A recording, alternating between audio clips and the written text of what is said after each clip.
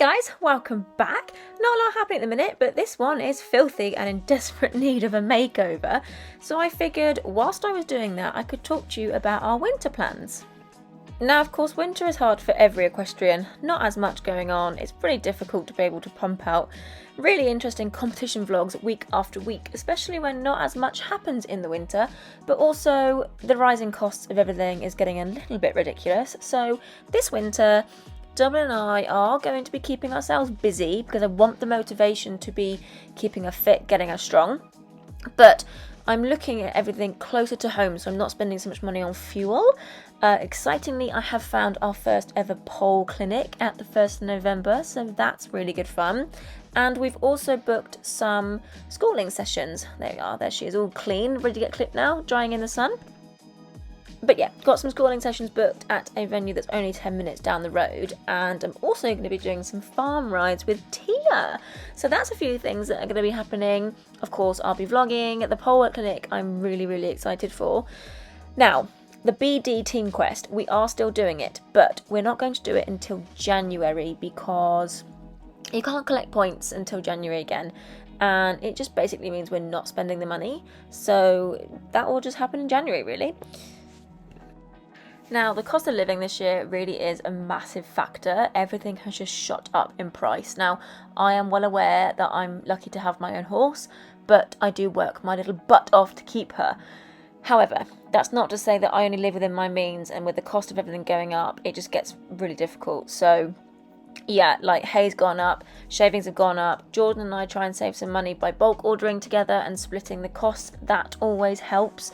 I also am well aware that I work with quite a few brands and that it seems like I'm just given loads of, beautiful, lovely things, because to a certain extent I am. However, a lot of my own personal time or time that I should be working goes into producing the content and, working with those brands. So basically, rather than being paid money, we get paid in products.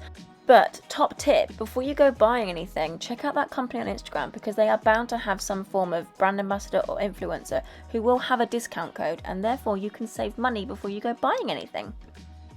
But yeah, I have a mortgage to pay and a horse to feed, and it just means that I had to prioritise feeding her and keeping her warm and comfortable rather than out competing. So whilst we have got plenty of things that we are going to be doing and going to be vlogging, we're just going to have to cut down on our competitions until the new year.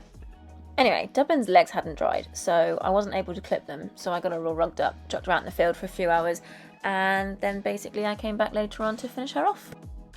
Also looking into other ways of saving money as well this winter, things like feeding my hay and haylage. I've gone and bought Dublin a set of hay scales because the haylage does make her quite fat. So therefore I only want to be feeding her the amount she should be having, which is 1% of her body weight.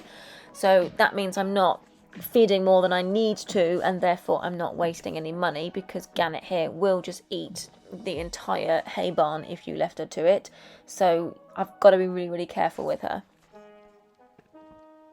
Something else I'm doing is when I make a hay net, I am sweeping up all the bits that get dropped on the floor, and rather than these little bits kind of like getting lost in a hay net, I'm popping them in this bucket, and then this is the haylage I'm giving her out in the fields, because she doesn't need loads. It's only enough to make her feel like she's been fed, and then if it gets trampled into the ground, it's not the end of the world because it wasn't fresh, beautiful stuff.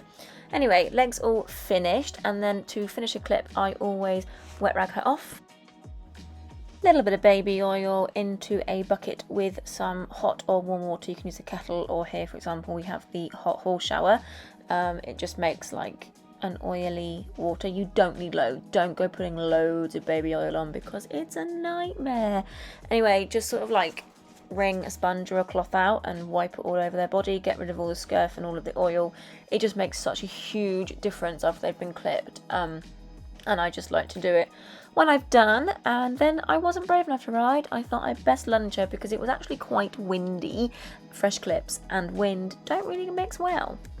So yeah, that's my short and sweet 5-minute vlog. Make sure you stay tuned and subscribe so that you actually get to see what we are up to, and we'll catch you next time. Bye!